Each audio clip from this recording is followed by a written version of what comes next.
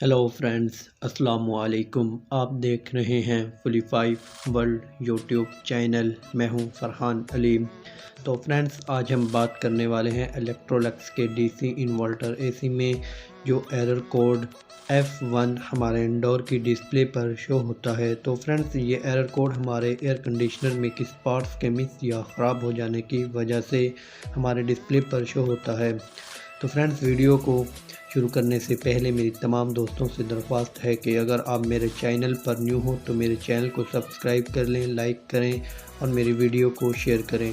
हाँ तो फ्रेंड्स, हम अपनी वीडियो को आगे बढ़ाते हैं बिना टाइम वेस्ट किए।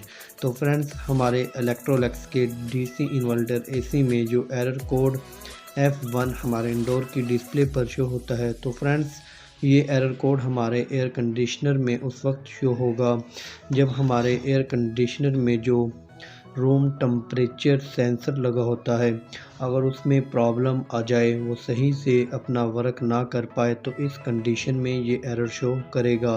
तो फ्रेंड्स, आप इसके रूम टेम्परेचर सेंसर को अच्छे से चेक करें, इसकी वायर को देखें। अगर इसकी वायर कट हो जाए या इसका जैक सही से अपनी पीसीबी किट में एडजस्ट ना हुआ हो या इसका सेंसर शॉर्ट हो जाए, तो इस कंडीशन में ये एरर शो होगा। तो फ्रेंड्स, आप इसकी तमाम पॉइंट्स को अच्छे से चेक कर लें।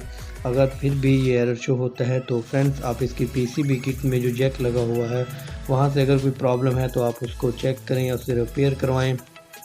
अगर सेंसर तो या इसके सेंसर को आप रिप्लेस कर दें, इसकी जगह आप न्यू सेंसर को लगा दें, तो हमारा ये एरर ख़त्म हो जाएगा और हमारा एयर कंडीशनर अच्छे से वर्क करने लगेगा। हाँ तो फ्रेंड्स, अगर आपको हमारी ये वीडियो अच्छी लगी हो तो मुझे कमेंट बॉक्स में ज़रूर बताएं। तो फ्रेंड्स, अगर आप इसी किस्म की अच्छी और मज़ीद मालूमाती वीडियो से आगाह रहना चाहते हैं तो फ्रेंड्स, मेरे चैनल को सब्सक्राइब कर लें, लाइक करें और मेरी वीडियो को शेयर करें। हाँ तो फ्रेंड्स, मिलते हैं एक नेक्स्ट वीडियो में नई मालूमात के साथ। खुदा हाफिज़।